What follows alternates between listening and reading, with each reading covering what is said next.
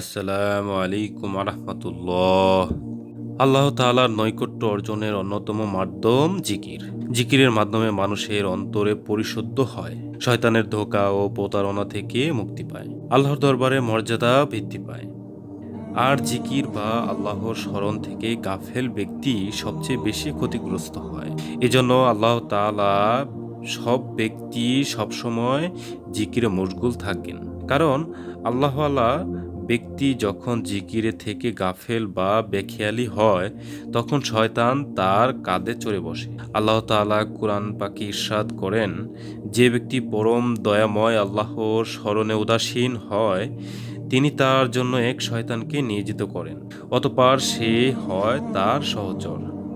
শয়তানরাই সৎ মানুষের সৎ পথ থেকে বিরত রাখে, আর মানুষ মনে করে তা সঠিক পথে আছে। সূরা যুকরুক আয়াত ৩৬ ও ৩৭।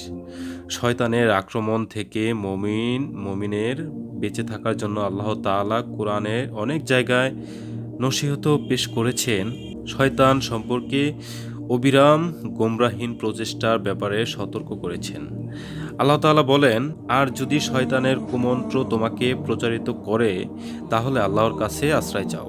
নিশ্চয়ই তিনি সবকিছু শোনেন এবং সব জানেন। নিশ্চয়ই যারা সাবধান হয়, যখন শয়তান তাদেরকে কুমন্ত্র দেয়, তখন তারা আত্মসচেতন হয় এবং তৎক্ষণাৎ তাদের চোখ খুলে যায়।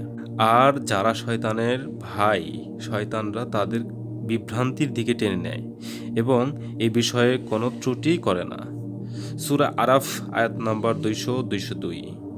এ কারণে আল্লাহ তাআলা মানুষকে বসে, দাঁড়িয়ে, শুয়ে তথা জীবনের প্রতিটি কাজে বেশি বেশি তার জিকির তথা স্মরণের নির্দেশ দিয়েছে।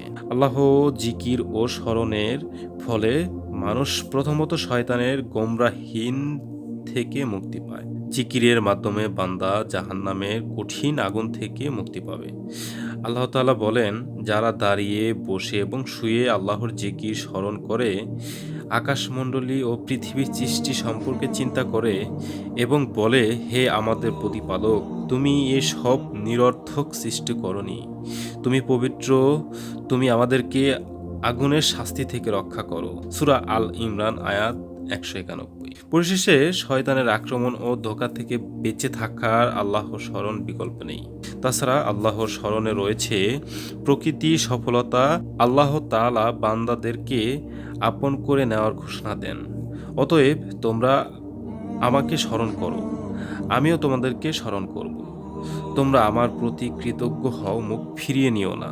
আল্লাহ তাআলা মুসলিম উম্মাহকে শয়তানের ধোঁকা থেকে, প্রতারণা থেকে মুক্ত থাকতে জীবনের প্রতিটি ক্ষেত্রেই তার জিকির তথা স্মরণ করা তৌফিক দান করুন।